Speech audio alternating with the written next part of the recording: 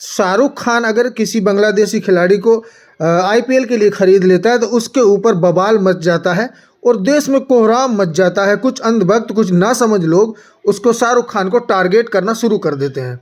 अब समझिए, लॉजिक को समझिए, बात को समझिए। वही बांग्लादेश जिसकी शेख हसीना, बांग्लादेश के लोग उसे मार देना चाहते थे, उसे ख़त्म कर देना चाहते थे, वो अपने देश को छोड़ करके भारत में आकर शरण लेती है और उसे बाइज्जत भारत के अंदर रख लिया जाता है। मैं अंधभक्तों तुमसे पूछना चाहता हूँ, वो शेख हसीना क्या तुम्हारी फूफी लगती है? क्या तुम्हारी नानी लगती है? क्या तुम्हारी दीदी लगती है, जिसे बाइज्जत इस देश के अंदर रख रहा है? क्यों रख रखा है? उसे बांग्लादेश ताड़ते क्यों नहीं, भगाते क्यों नहीं? क्या हमदर्दी है उससे? शाहरुख खान ने अगर एक बांग्लादेश के एक खिलाड़ी को अगर खरीद लिया आईपीएल में, और उस खिलाड़ी को जो पहले भी लगातार अलग अलग सभी टीमों में लगभग खेल चुका है, उसे अगर शाहरुख खान ने खरीद लिया, तो दर्द आप लोगों को क्यों हो रहा है? शाहरुख खान को गद्दार क्यों बोल रहे हो? पता है शाहरुख खान कौन है, क्या चीज़ है शाहरुख खान?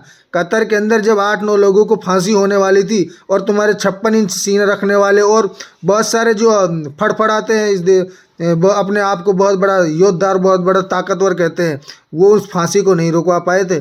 तब शाहरुख खान ने उन लोगों की जान बचाई थी और उस फांसी को रुकवाया था। यह है शाहरुख खान का जलवा। तुम्हारे चंद लोगों के शाहरुख खान के बाइकआउट करने से या अनाप शनाप की गाली देने से शाहरुख खान का क्रेज़ कम नहीं होगा।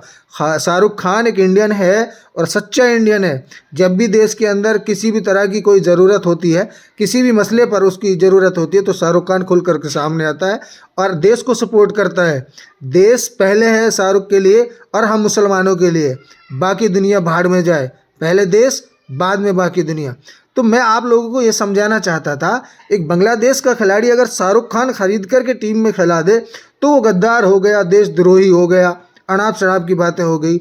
और जिन लोगों ने शेख हसीना, जो बांग्लादेश की रहने वाली है, उसे भारत के अंदर क्यों बैठा रखा है? उसका क्या है यहाँ? वो कैसे देशभक्त हो गई है? या उसके पीछे कोई और सौदा है, इसलिए उसको यहाँ छुपा रखा है?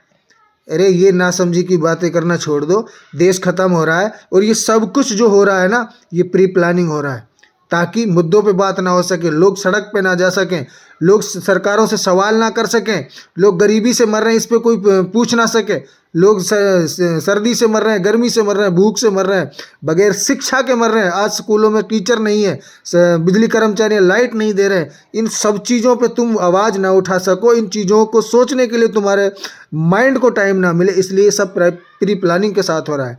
और ये जो अंधभक्त है ना, अब सरकार के नुमाइंदों को इस चीज़ का पता चल चुका है कि भारत की जो आवाम है, जो अनपढ़ आवाम है, बेरोज़गार आवाम है, जो नासमझ लोग हैं, उन्हें सिर्फ और सिर्फ एक ही बात से बहकाया जा सकता है कि जो धार्मिक लोग हैं, जिन लोगों ने धार्मिक चोला पहन रखा है, चाहे उन्हें रामायण का ज्ञान हो या ना हो, गीता का ज्ञान हो या ना हो, लेकिन भगवा कलर का कोई भी गमछा पहन लिया या अपनी जो क्या कहते हैं उसको, जो वेशभूषा है, उसको उसने भक्त ने बना लिया है और वो बाबा बन के बैठा है, चाहे वो फर्जी है।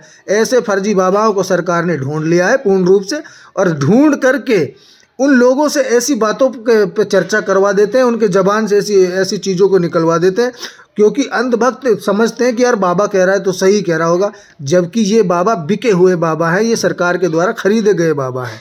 समझो बात को, लॉजिक को समझो।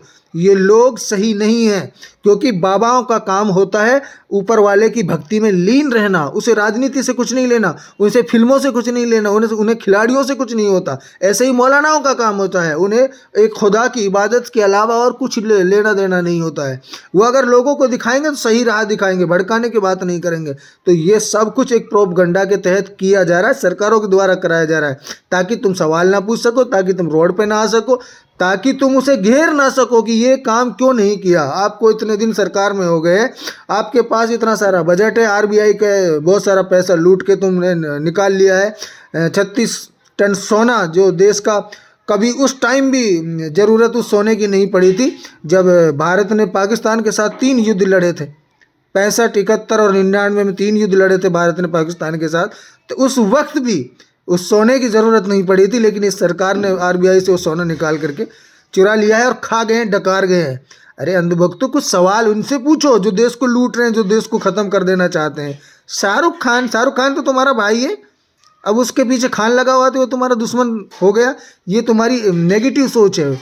पॉजिटिव सोच रखो। ये देश हिंदू मुस्लिम सिख ईसाई सभी का देश है, सभी लोगों का देश है, और सभी के मिलकर संघर्ष से अंग्रेजों ने यहाँ 200 साल से करीब यहाँ राज किया था, तब जाकर उनको देश से बाहर निकाला था, जब हिंदू मुस्लिम सिख ईसाई सब लोगों ने मिलकर के इस देश की लड़ाई लड़ी थी।